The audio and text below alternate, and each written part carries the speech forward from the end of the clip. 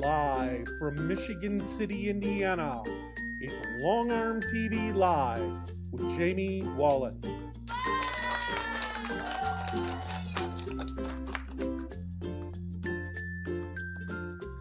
Hello everybody and welcome to the Quilters Apothecary. Today is going to be a wonderful live broadcast. We're doing a nice fancy border treatment because we took last week off.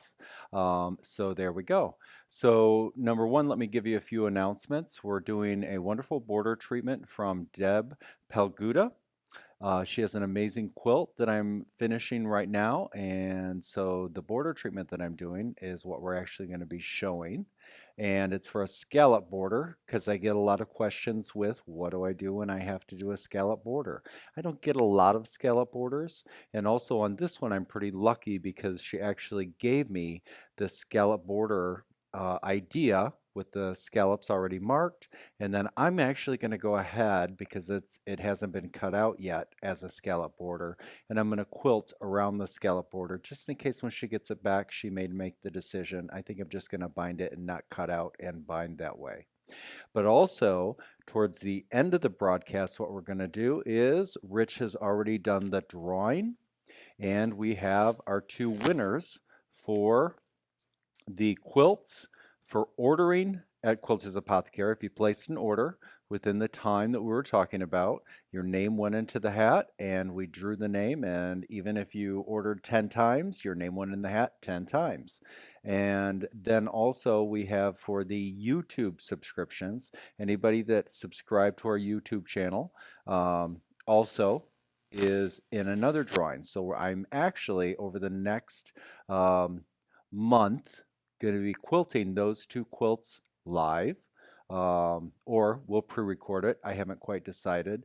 I'm going to get a hold of the people that win, and what I'm going to do is I'm going to ask them whether or not they like earth tones or whether they like bright jewel tones. And then that way I will do their piece on something that they like rather than do something ahead of time. I thought I would go ahead and do it ahead of time, and then I made the realization, what if they're an earth tone person and I give them a jewel tone thing? So anyway, so that's how we're going to do that. And then I'm going to go ahead and tape what we are going to be giving them. So there we go. So let's get started with today's tutorial, which I think you're going to love. It actually turned out better than I thought it would. As far as the design itself, I really like it. And now I want to do a scallop border. So Mr. Ritchie, any announcements from you? Okay, so no announcements from him. Let's get started with the tutorial portion.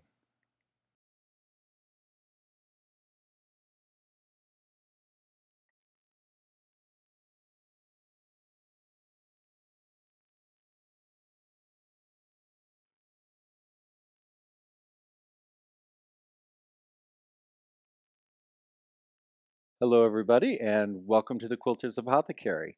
So that was a little bit challenging because we are doing black thread on black fabric, and so we needed some side light so that you could actually see what we've done so far on this beautiful piece that we're working on right now.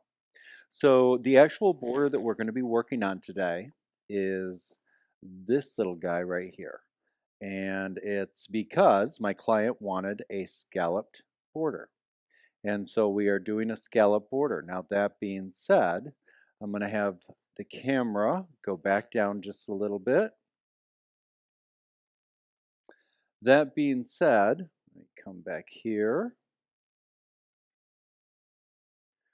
What I've done is I have space up above here, and I'm going to put filler up here so that when the client gets this quilt back, if they then say, ooh, I don't actually want to bind these scallops, then they have an option with the filler of still having the scalloped look without the scallops. So, that being said, needle down. That being said, let me first take you through the drawing process for this particular design, and then we'll head over to the machine and I'm going to show you some step-by-steps on how I actually quilt it out. Okay, so before we start and I show you the draw out, what I want to do first is kind of give you a lay of the land. So what we have is we have a border coming over. This line here signifies the center of the border. So that line I would chalk. Now, before I would have loaded this quilt, I would have located the center of all four sides of the border. And then, of course, this line over here is our miter. Now, I'm going to show you because I'm doing this on a square quilt, which worked out perfectly. And actually, all of these arcs have already been pre-marked, kind of, sort of. So it's all going to come together perfectly. But obviously, if it was not a square quilt, it was a rectangle quilt, what I would do is my old fallback, which is make a cornerstone, do a cornerstone design, start in the center, and work my way out. But since it's square, we'll actually do a corner along with the actual design rather than a cornerstone. Okay, now the next thing I did, what we have is we have a quilt, as I showed you on the machine, that she wants to do scallop borders on. So on this particular piece, as well as the piece that's on the machine, I've measured down 1.5 inches. So our first scallop is going to go up above this 1.5 inch line. That way it can be trimmed away, or if she chooses, I'm going to go ahead and do mini piano keys on the outside in case she changes her mind once she gets the quilt and says, I don't want to have to bind a scallop border. So just kind of a heads up there. Back to the design. So we've measured down 1.5 inches, center, miter. I also wanted to create, because it's a beautiful black wide border, a little bit of negative space here because we're going to put our stuff and things kind of in this section between here and the double scallop. And I am going to do a double scallop with this. So I went up 1/2 inch, 1/4 inch, and another 1/4 inch. But here's the things. Those are just numbers. You have to pick your own numbers based on how wide your particular border is. Okay? So these are the numbers I chose. And what I'm going to do, I'm going to use my curved ruler.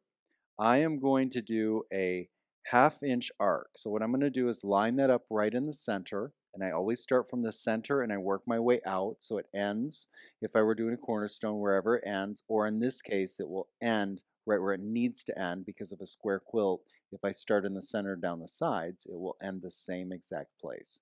And if it doesn't, I will make it end that way. So I'm going to line this up here. And before I start, I'm going to do 1/2 inch of a scallop to start with to this line. But to make it a little easier, I'm going to go ahead on the back of my ruler and put a little bit of red tape right on the line. That way, every time I slide over, I don't have to count the lines and wonder, am I hitting the line exactly where it needs to go? So let me go right here, go to the 1/2 inch, put my tape. We have this tape on the site, and this stuff is wonderful. It stays right in place. I used to use painter's tape, and again, enough of you have seen my tutorials to know the painter's tape just wipes away. So we have this stuff produced for us for the back of our rulers. Okay, so I'm going to line that up. And again, we would have a whole quilt here, but we're going to pretend that this is just from the center out. So I'm going to line that up. It's at 1/2 inch. This is in the center. I would quilt over, and a lot of you know that what I tend to like to do is 1, 2, 3 if you want to thicken the line.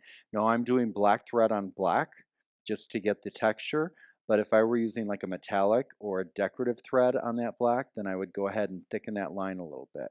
And then very simply, I'm going to slide that ruler over, reline it up. Now, obviously, we're drawing here, so my 1/2 inch is literally a 1/2 inch. But if we were at the machine and I wanted a 1/2 inch up from this line, remember, I'd only go 1/4 inch because I have a 1/4 inch hopping foot, which would give it a 1/2 inch. Slide over and repeat this all the way over to the corner. Line it up, come over, stop, slide, line it up. Remember, your hopping foot is always going to be in place. So it's going to be perfect. Stop, slide the ruler, line it up, and go all the way over to the corner. Stop, slide the ruler, line it up, over, stop, slide the ruler, line it up, over, stop, slide the ruler, line it up, over, stop, slide the ruler, line it up, and over.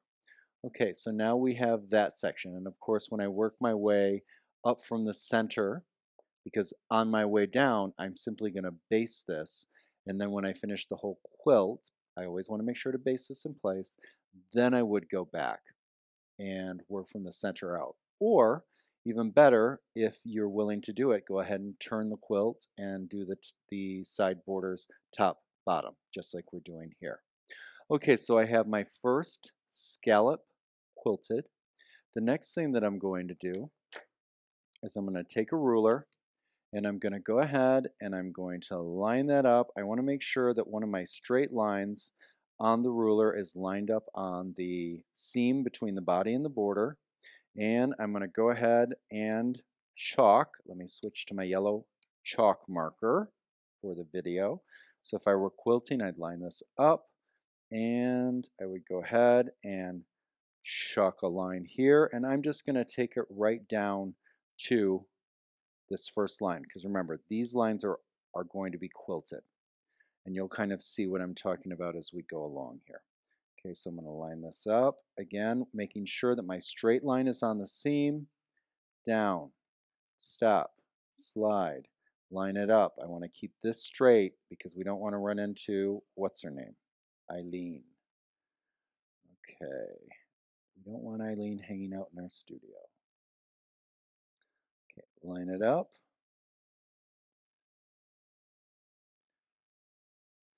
Somebody didn't get that when I said that, so I should probably add, when I say Eileen, I mean I lean this way or I lean that way, because I'm not lining this up straight. Okay, so line that up, down, stop, slide, line it up,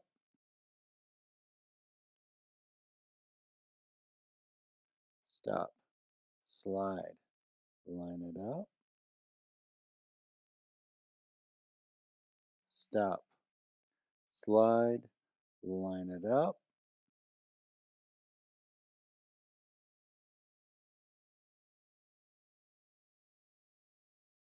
just like that. Okay, so now we have that line there. And what I'm going to do next is I'm going to go ahead and give myself a 1/2 of an inch down from that line, just a tick. 1/2 of an inch, tick. 1/2 of an inch, tick. 1/2 of an inch, tick, tick. Come all the way back, tick, tick, tick. And I'd go all the way across the top of my border and get that little tick mark on the 1/2 an inch. Now what I'm going to do is, again, I am going to start in the center and I'm going to line this up. And what I like to do is go ahead and drop my needle right down in this tick that I've made here, lock my stitches, be there, and then slide my ruler up. Because remember, we've got a 1/4 inch hopping foot, but we're drawing right now, so I don't have to worry about that. What I'm going to do now is I simply take my ruler right up to there. Let me switch from my yellow to signify the chalk to my purple to signify quilting. Line this up in the center. Stop. Boom. Slide the ruler, line it up. Make sure that I'm going to hit that little guy there. Over. Stop. Slide the ruler, line it up. Make sure that I'm going to hit that. Now, it doesn't matter. You know, some people might say, well, how come you don't locate the center and keep this lined up in the center? Because this curve is exactly the same no matter how I turn it. So as long as my tick is here and I end, I eyeball this with my 1/4 inch hopping foot when I'm quilting, as I'll do with the machine. But right now with the pencil, just line that up. It's going to work out almost perfect. Okay, stop, line it up, go to the tick, down, stop, line it up, go to the tick, down, stop, line it up, tick, stop, line it up, tick, stop, line it up, tick, stop, line it up, and on that I'm simply going to eyeball it, tick. So now I've got my double scallop. Now why do a double scallop? Well, first of all, I have my main scallop, and then I wanted to make sure that I left a little bit of negative space. So when I trim it, I would actually still trim a 1/4 inch away here, so that way you get that wonderful negative space out on the edge. If she happens to end up going ahead and trimming it with the scallop to bind it with the scallop. Okay, so now we have this, and so now what we're going to do is I'm going to show you the next thing that I'm going to do to this border. Now the next thing I'm going to do is I'm going to go ahead and I'm going to do my straight line work and quilt that. Before we move on to the next step, lock my stitches, travel, stop, slide my ditcher, stop, slide, stop, ditcher, stop. And remember, we want to make sure to ditch between the body and border first before we even started this. Okay, so I'm going to go up here now, and I'm going to go ahead and use this. Now, obviously, we're using a drawing ruler here. You want to remember that when you're actually quilting, you're using a ditching ruler, which is 1/4 inch thick. Okay, line that up. Ditch all 3 of those lines. I'm going to do the bones of this, and then what I'm going to do, and the reason that I have 3 lines here, whoops, is because this first section between the seam of the border, 1/2 inch up, I'm going to leave blank for negative space. Give it that nice puff right on the outer edge or the inner edge of the border. And then this 1/4 inch, I'm actually going to fill with something. And then this 1/4 inch, I'm going to leave blank. Because then, of course, when we put our design in here, um, we'll have something negative space so it's not all bunched together. Because that would be a waste of quilting. If you put quilting in every single section and you don't leave some negative space, that's just what happens. Everything just disappears and you don't get to see some of the beautiful texture. Okay, so now the next thing I'm going to do with this is I'm going to choose, and you can do something different if you'd like, but what I'm going to do is I'm going to go ahead and I'm going to go a 1/4 inch out from the center of all of these. And actually we could start over here, and you would use your ditcher. And what I would probably do is go ahead and pre-mark this first. In fact, let me go ahead and do that. So I'm just going to go 1/4 inch up to the arc itself, turn it,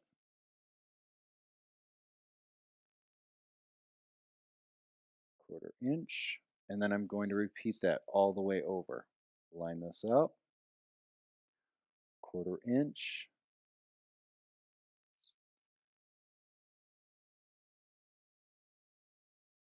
1/4 inch.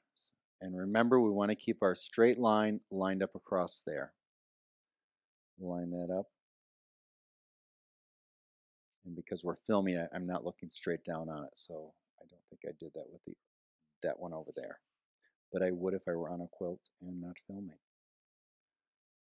1/4 inch, 1/4 inch, 1/4 inch. And you can check out the marking tutorials that I have up on YouTube, and I go over the marking tutorials that I would use.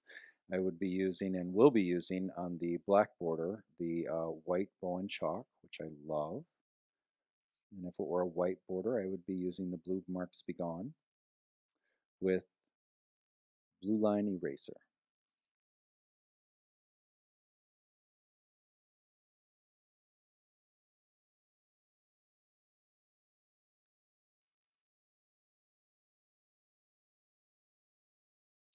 Up.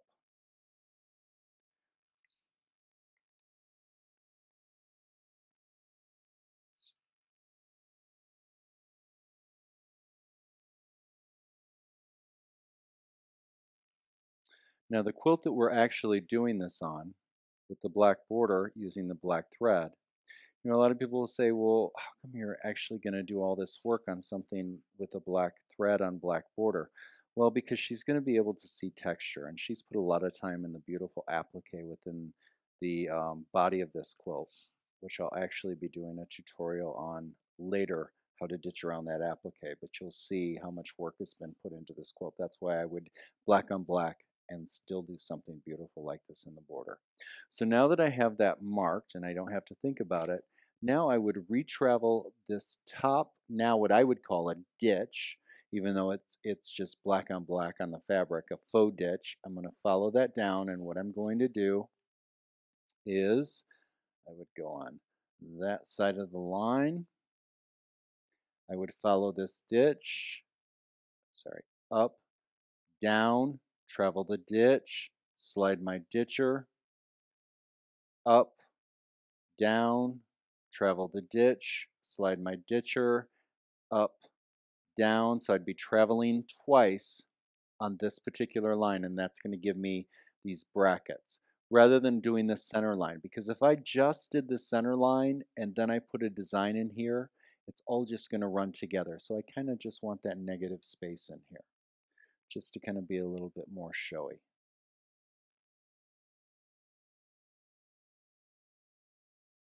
And I'm just going to go ahead, you get the concept. I'm going to go down this row.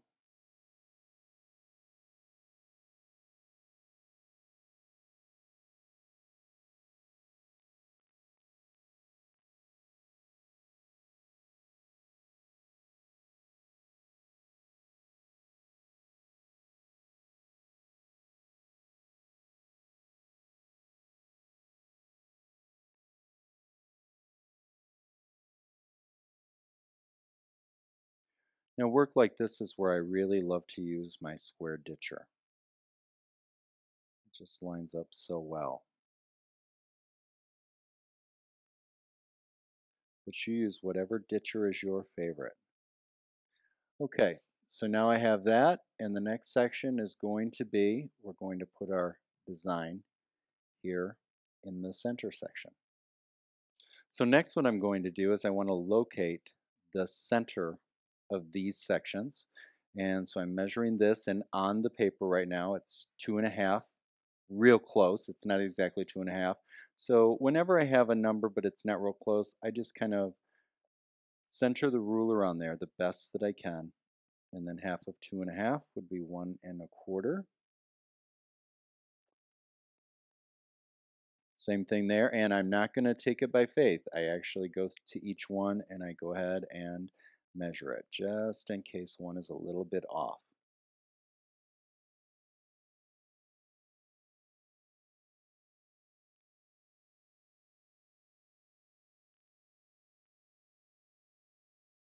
One and a quarter. And yes, I am aware that I did not put a straight line there. Eileen came into my studio anyway. Sorry about that. I couldn't see on top of it because I was over to the side for the camera. Okay, so now what I'm going to do is I am going to go ahead, line this up, and I'm going to chalk another line up in here because we're going to go to our old standby, which I love, which most of you know is my Lotus feather. So I'm simply going to line that up, make sure I've got a straight seam there, give myself my chalk line. Again, line this up so I've got a straight line there, go over to the center, give myself a chalk. I already have my center there. Line that up. Boom. Once you start doing borders like this, it feels the first time or two you really want to take some time and do the fancy stuff. But once you get used to it, the marking, it's in your head. Everything's up in there. It's just like when you start feathers. You have to think about every single feather when you actually start quilting feathers. But once you've done a bunch of them, then everything's in your head, and then it's a matter of what kind of feather do you want to do. So the process does speed up the more that you do. So just know that. And again, this has a million different options. I mean, I could do anything I wanted in here. I could go ahead and just go from um, here to the center on each of these and just do 1/4 inch beadboard. I could do 1/4 inch on each side of this. I could do anything. If you didn't want to do feathers, don't do feathers. There's a ton of different options. You could actually do a fan. You could go from here up to the corner, middle, and then even split that difference. You can make a lovely fan. There's lots of options. So now, and I'm just going to do one for you here before we head over to the quilt, and I show you a little bit of this and how it's turning out in the quilt. I'm going to start here. I'm going to go ahead. I'm going to do my lotus. I'm going to do my teardrop, and I'm going to put a teardrop in my teardrop. Swing up, bump the top, double bump, scoop around, keep it tight. And then I'm going to go ahead. I have a couple different choices. I could do an open lotus, or I could just go ahead and continue down and do a regular lotus, which I think obviously that's what I'm going to do on this one. Travel down, scoop around, swing in, bump the top, double bump to go into the oddball shape, come back, and then do the same thing up and mirror the other side. Swirl back, bump, double bump, keep it tight. Look at what I did on the other side there. Swing back, bump the top, bump over, double bump, curve back, and now split the difference here. Bump the top, boom, double bump. So now we have our lotus feather. And then I would complete this in all of those. So let me begin by saying I found the size that I wanted of the curve, and I'm using the extra large curve 1 for the top here. I'll use the curve 2 when I get down to the bottom border. And what I've done is, just like when we drew it out, I'm going the first arc all the way over to the corner, and then I'm bringing that second arc up. And then what I'm doing is I put my registration line 1/2 of an inch down, 1/2 of an inch down.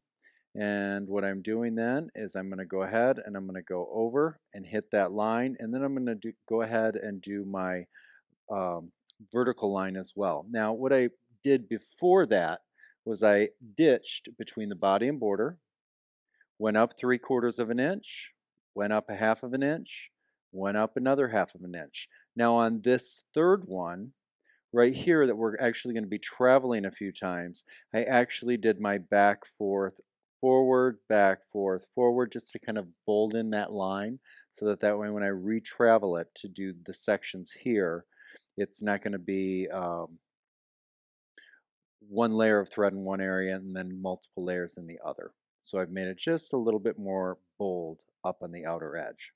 So I'm going to use my curve. I'm going to line it up kind of just like we did on the paper.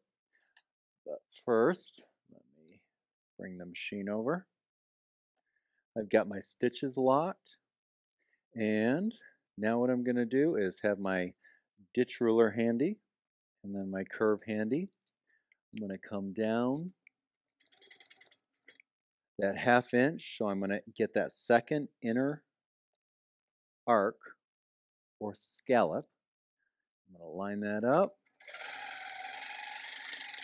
come over, stop there, grab my ditch ruler. I'm going to go ahead and do my vertical line up, down, up, find my tick mark, and then I'm going to go ahead and repeat that around the corner. Line up. I want to make sure to keep my curved ruler, the tick mark over here, I want to make sure that I am a 1/4 inch away because of the 1/4 inch hopping foot.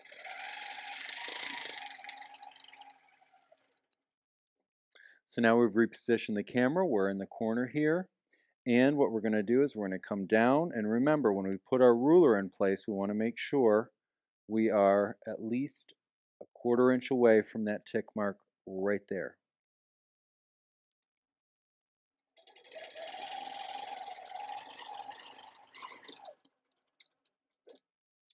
Come back, ditch ruler, line it up. We're going to do our vertical line.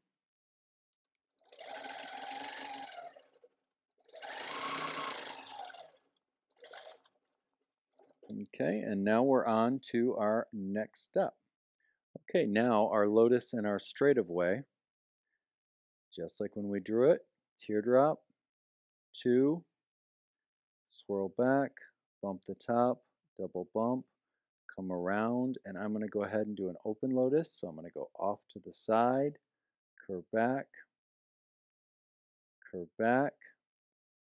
up, curve back, up into the corner, curve right down into that cleavage point, come down, and mirror the other side, double bump, curve around, go off to the side, come back. And once in a while, it's just nice to have everything pre-chalked. That way, you don't have to think about it. You can just quilt it and everything's going to fit in just perfect. So now we have this. So let's move next door to this and let me show you how I'm going to mark the alternative sections. Okay, so now I'm going to measure that, see what I've got there. And we have approximately 7.5. So half of 7.5 is 3 3/4. So I locate the center there, put that there, line that up. Actually, before I do that, I'm going to go ahead, bring my ruler over to the edge. So from the edge in, I'm going to mark every inch, inch, inch, and then I'm going to come from this side and go into the center. That way the two oddballs are in the center. It's part of the design, rather than going all the way to the end, having the oddball at the end and having it look like a mistake. You always err to the center. That way when the oddball's in the center, it's part of the design element. Now I'm going to turn this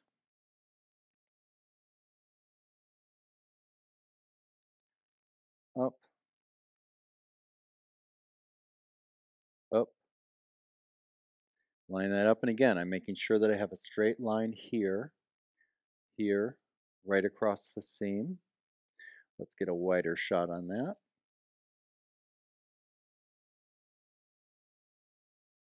Okay, so again, I'm lining my straight line up right there, so I get a nice straight vertical line. Go straight up, using the seam as my guide.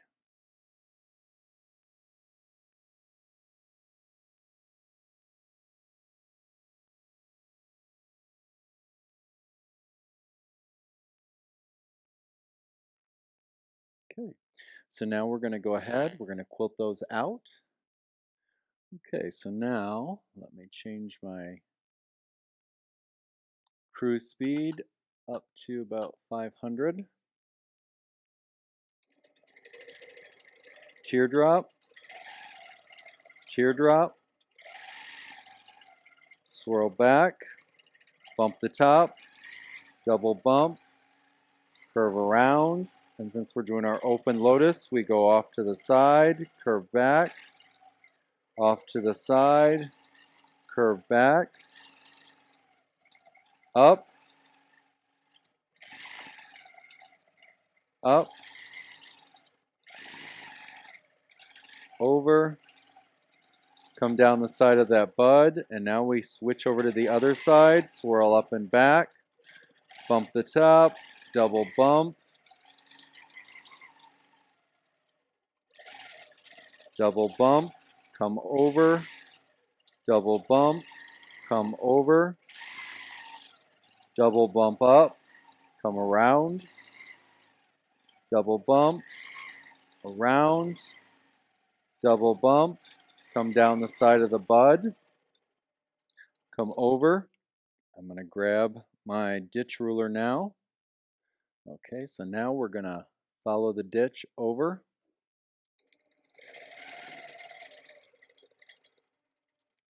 Put my cruise speed back to 50 since I'm using my rulers. I don't want to be that fast. Line that up.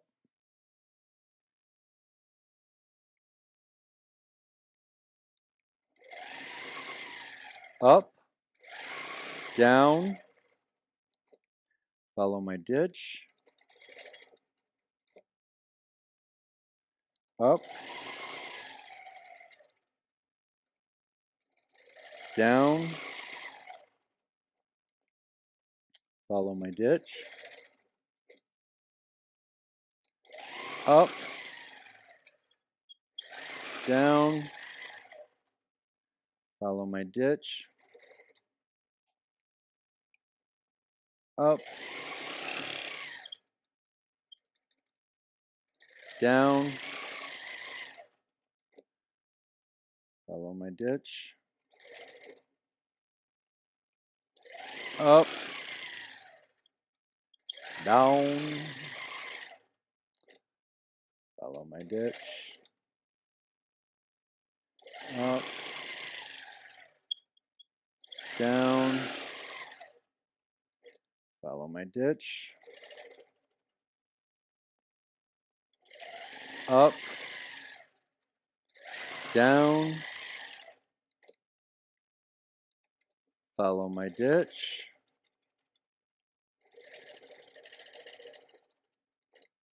then I would go ahead, I would quilt this lotus out, and then I will next, once I quilt this lotus out, I'm going to go ahead and I'm going to go into the center, and I'm going to just put a little bit of a filler in there just to give us some negative space.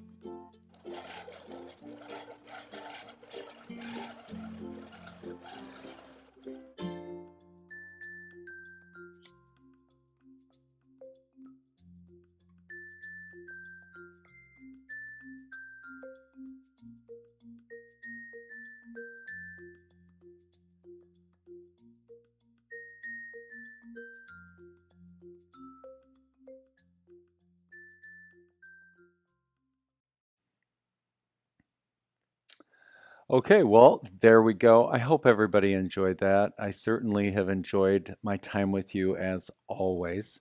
And we've been answering questions on the comments all along as we go. And there we go. So I'm going to go ahead read the drawings. Rich had already done the drawings earlier, and I have not seen the winners myself, so I'm going to go ahead and do that. The one thing I'm going to add before I actually say that is a few of you had asked about the marking tools that I was using. The bow and chalk, it wipes right off. I have never had any issue with it ever, ever, ever. Now there is two. There's one that is the thicker one, which I was using here, but then there's also a really thin fine line white chalk. Now that one has a little bit of wax in it, and I use one of the Bowen erasers with that, and that really helps. So we have a whole tutorial up on that, and we'll keep adding tutorials as we go. So let me go ahead, for those of you that have been hanging out, to see if you got one of the pieces. This one is for the YouTube subscriber. And again, we have your information, so we will be contacting people to ask you whether or not you like the jewel tones or whether you like the earth tones, so that way I know what type of hand-dyed fabric or other fabric that I'm going to be doing this on. Okay, so for the YouTube subscription, the winner for the piece that I'm going to quilt, the small piece, nice little wall hanging for you, would be Rhonda Coates. And you are from, and I hope I get this right, Terrebonne? Does that sound right? Or Terrebonne? Oh, sorry, Oregon. So Oregon, Portland, Powell Books. Yay! I love Powell Books. I could live at Powell Books. In fact, I do live at Powell Books when I go to Portland, and Rich hates it. So, because he's not a book reader. So, anyways, Rhonda, we will be getting a hold of you and asking you that, and then we will be quilting that live during one of our broadcasts. Okay, now this one is for ordering at Quilters Apothecary for our time there. Let's see. Uh-oh. Small print. Andrea Fletcher. So Andrea Fletcher, you will be receiving one of the quilted as well. And Rich will get a hold of you, and as well as Rhonda, to figure out whether or not you like jewel tones or earth tones. So let me see, do we have any other? Okay, Norma, do you remove all the chalk lines before returning the quilt to the owner? Yes. Mostly. Yes, mostly. And I try to get all of them. And so 95% of my quilts, yes, there's no chalk lines. Every once in a while, I miss a little chalk, and then I'll get an email saying, "Oh, Jamie, there's a little chalk here. How do I get rid of it?" Because a lot of clients don't know that you can just wipe it away. And then I just tell them to wipe it away. So yes, 95% of the time, I remove all of my chalk lines. So there's none left. You might have a little residue, but nothing that you'll see. And but usually by the time they get the binding on, it's any residue that would be on there is gone.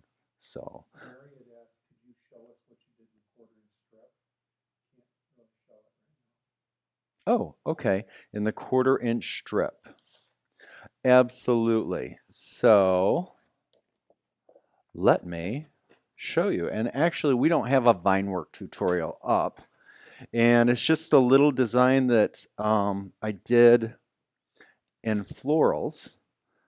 Okay, do you see that? And let me see, where's my starting point here? You can kind of see I started, whoops, where am I? Here. And what I did is it's a swirl out, backtrack around the back of the tail, swirl in, backtrack, swirl up, backtrack, swirl out, backtrack. Now, there is an on backtracked version of that on a YouTube tutorial, which is the swirls tutorial. Is that correct, Rich? And I think there's 3 parts to the swirls tutorial, and oh, it's all one now.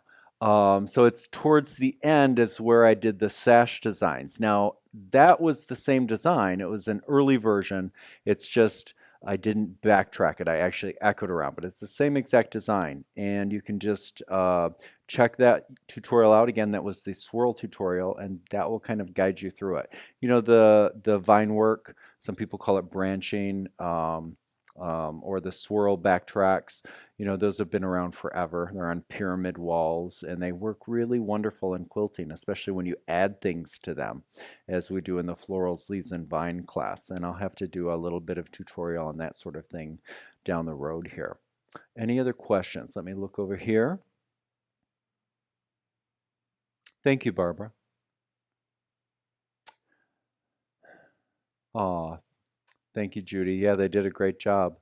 Hopefully they'll love their piece. Oh wow, and a quarter inch. Yeah, yeah, I'm crazy, you know, but I gotta tell you, my machines have better run smooth in my studio. I love putting things in tight areas. And again, for those of you that are new to quilting, you know, if you have a machine that's a little hard to maneuver, polishing your rails with that Renaissance polish. And I believe we have a tutorial for that up. Do we not, Rich? Um, I'm not sure if we do, but yeah, we do. We've got a polishing the rails tutorial up there. And we clean our rails with Expo whiteboard cleaner, and we also clean our machine wheels, whether they're metal, whether they're plastic, whether they're Teflon, whatever. Even on my old APQS that I had years ago, which had the cork wheels, I would clean them with the Expo. I don't use rubbing alcohol because it dries a lot of the wheels out. And it helps produce carbon on the rails, you know, that black stuff that can come off on a quilt.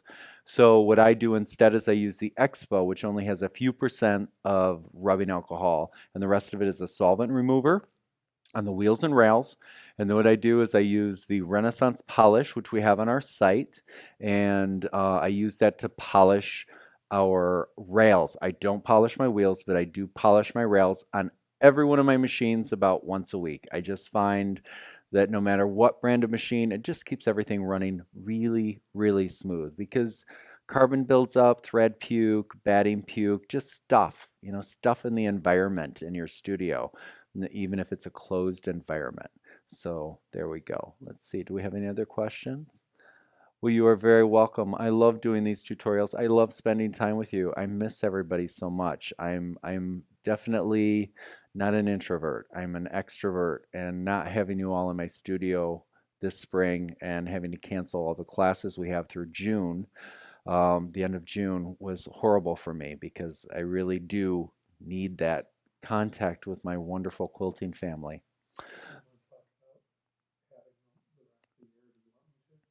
Yeah, you go ahead and talk about that. Yeah, I wanted to mention to everybody that, as Jamie said, we did cancel pretty much everything through June as far as classes do, because a lot of people were uncomfortable we were speaking to. And we do plan on having the classes July, August, and September now. We are fitting the studio for social distancing. I'm making Jamie get a lot of his junk out of the other side of the studio, and it'll be a one person per table. And we've thought of a number of ways of working with other long armors to make the classroom safe. So that is still coming up. And please know that everybody in our industry is working very hard to make these shows and classes safe for you guys, because we know that the education on YouTube is great and it's something we all need and we enjoy doing it. But nothing is like, especially when you're doing long arm education, to be able to be there with your peers and your teacher and to actually touch the long arm. So we're looking forward to safely being able to do that again. Thank you. Yep. So thank you, Mr. Ritchie. Yep, that's it. So we've got to take care of our community, and sometimes things have to pause for a bit. And Mary, yes, they are resuming in our studio, Mary. They will be, like I said, we've canceled everything through the end of June, and then starting in July, everything's back on. He made me take all of my fabric, 60 bins of fabric, out of my studio. So it's hard not having my fabric around. But now we've made enough room where everybody gets a single person to a table. There's going to be a lot of social distancing. Of course, we'll have masks and sanitizer and all of that stuff. And a lot of the experts are saying and have said that this time of year with the heat, we not, we're not scientists, we don't know, but we're kind of going on what everybody is saying. Right now, we think that the hot part of the summer is going to be safe for folks, and hopefully it will stay safe. We're hoping it doesn't come back fall or winter.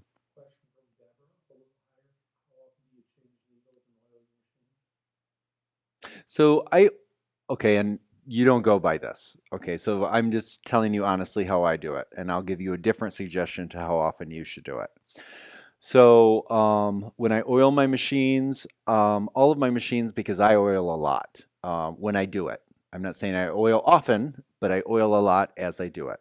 So I oil on a machine that I'm working on all day. I will oil heavily first thing in the morning, and that's good for me. And my machines last forever. And when I say oil, I don't mean I put like 2 or 3 drops of oil in my hook assembly. When I oil, I usually put about 7 or 8 drops of oil in there. I let it run and then I stop it and I put another few drops of oil, let it run, and then I just swab out the excess with the Q-tip. And that tends to keep me going for a good the whole day. And I'm a long quilter. I'm 8 to 12 hours a day, and I'm bopping from machine to machine to machine. And then as far as what was the other question? It was needle. How often do I change my needles? And this is a do as I say, not as I do. You know, you're going to have a lot of people tell you every new quilt deserves a new needle. And I just think that that's just a way to sell needles. So I typically am going to be waiting for a pop, pop, pop, pop, pop. When I hear that pop, pop, pop, I know my needle's getting dull, and that's when I change them. And for me, that's about every 3 or 4 quilts, unless I'm working on an oddball fabric. Like if I'm working on some heavy batiks, then I will probably change it right after that quilt, because batiks, especially that haven't been pre-washed, can be a little rough on needles. So that's kind of my thing. But I do typically will wait for the pop, pop, pop. And I know I get a lot of flack for that. And it's fair flack. Disclaimer, most machine companies say to change it with every quill. They do. They do. And I don't think that that's a bad thing. No, I do think it's a bad thing. I think that's just silly, first of all. And one of the reasons I think it's silly is because a lot of the calls that we get with stuff going on, and we don't get that many with our clients, but we get other people that ask us questions, are from people that are constantly changing their needles. And sometimes, they get a little quick when they change that needle and they don't always change it. And so they might tweak it a little bit to the left or right, and then there's an issue. And again, I understand the every quilt deserves a new needle tagline, and I don't think it's wrong. It's just not the way I roll. So there we go. But you got to do what you think you need to do. Okay.